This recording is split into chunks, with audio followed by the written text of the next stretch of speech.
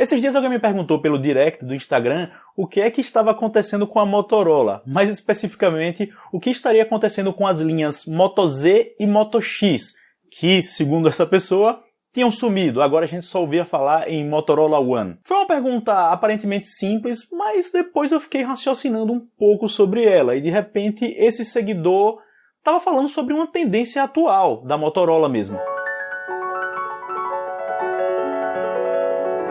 Para muita gente, a época de ouro deles passou depois que a Lenovo os comprou das mãos do Google. A partir daí rolaram umas mudanças, como mais aparelhos no mercado, menos atualizações de sistema operacional, o que fez com que os fãs de um determinado período ficassem meio ressabiados com a marca, de repente até mudassem para novos horizontes. Um símbolo forte disso é a linha Moto X, citada por essa pessoa, porque o primeiro Moto X foi o grande expoente da fase Google dos caras. Quer dizer, não era o celular mais poderoso na época, só que investia em inovações de software, com comandos de voz inteligentes e em atualizações rápidas. Lembro que na época o Moto X chegou a receber um update antes mesmo do Nexus corrente. O Nexus era o celular do Google, por assim dizer. Enfim, o tempo passou e a linha X foi perdendo força, o que pode ser explicado por algumas vertentes. Mas como causa ou consequências principais, eu falo que caíram as atualizações e caiu o foco no software inteligente. Os comandos de voz ficaram menos abrangentes, sem dúvida. O Moto X4, o último deles, lançado em 2017, já foi um telefone bem sensal em comparação com os antecessores. Para começar, que ele já não era mais um top de linha, sempre era oferecido um Moto X top e o Moto X4 saiu sozinho como um intermediário. E em segundo lugar, que ele já não tinha mais aquele DNA no software. Lá fora, o Moto X4 inclusive teve integrações com serviços da Amazon. Imagine vocês que aqui no Brasil isso foi removido e tirou mais tempero ainda desse smartphone. Quer dizer, aquela alma Moto X se esvaiu, na minha visão, e atualmente não parece haver planos para uma nova versão com essa letra, o que parece estar acontecendo em um futuro próximo com outra letra, a Z.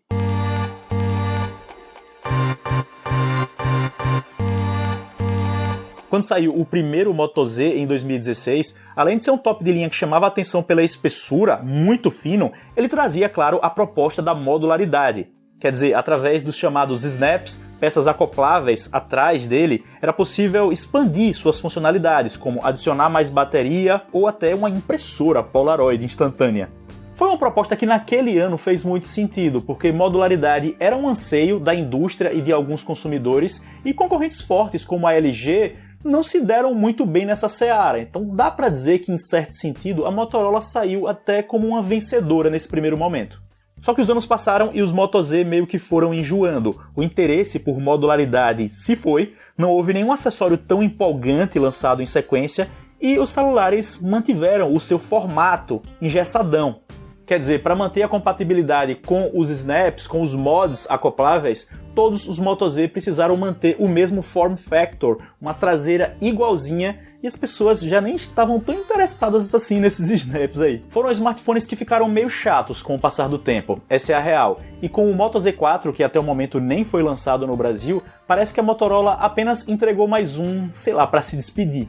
Posso estar errado, mas para mim foi um lançamento estranho. Só saiu em uma versão, é um celular intermediário com uma só câmera atrás, e olhem que ele ainda tem uma certa curvatura na traseira que prejudica o encaixe dos snaps. A compatibilidade não é 100% como a que rolava em todos os antecessores. Para mim ficou só parecendo algo como, tomem mais um Moto Z aí para vocês. E é aí que eu penso novamente naquela pergunta que eu recebi. Se a gente for analisar a situação, parece sim que os Moto X e os Moto Z meio que estão dando passagem. E considerando o que eles entregaram nos últimos tempos, isso está acontecendo na hora adequada. A linha Moto G é outra história, porque apesar de tudo ainda é popular. Ano após ano eles vêm recebendo só pequenos tapinhas, mas com atualização para a tendência do momento, como o acabamento do aparelho ou o formato da tela. Os Moto G7 foram os primeiros lançados oficialmente no Brasil com aquela tela que tem um recorte mínimo em formato de gota lá em cima. Enfim, mas em meio a essa situação toda, algo interessante que aconteceu em paralelo foi a adesão da Motorola à proposta do Android One, ou seja, de aparelhos com um sistema mais puro, original do Google. Essa pureza era algo que aos poucos estava ficando distante nos outros modelos, que já começavam a ser atualizados de forma um tanto quanto lenta. Então, de repente, toda essa maré está soprando para bons ventos, porque pelo menos com os modelos One, a gente volta a ter uma boa expectativa sobre updates de software que são um trunfo da proposta do Android One.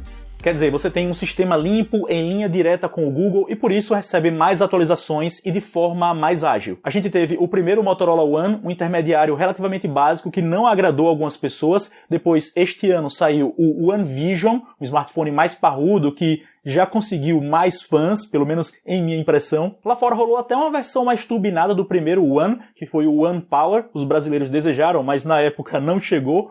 E os gringos agora falam sobre a possibilidade de um Motorola One Pro, que seria um aparelho com 4 câmeras na traseira, uma proposta até diferente do padrão de agir da Motorola, que costuma geralmente apostar em opções mais estabelecidas. E esse One Pro seria uma inovação em certo sentido. Se essas coisas forem indicativo para um novo padrão de ação da empresa, eu acho que fico satisfeito. Tem um tempo que a gente não vê top de linha desses caras, mas se eles entregam bons Android One e bons Moto G, de repente com uma linha Moto E para atingir um padrão de preço mais baixo, pra mim tá ok. A gente já tem outros players no Brasil que estão trazendo tops de linha super satisfatórios. Mas eu queria saber a opinião de vocês também. Se a gente ficasse sem tops da Motorola, mas com essas outras linhas rodando aí, incluindo os Motorola One, o que é que vocês acham? Estaria tudo ok? De minha parte, falando genericamente, eu ficaria satisfeito com uma estratégia desse tipo sim. Principalmente se eles continuam a investir nos modelos One. E aí, as linhas Z e X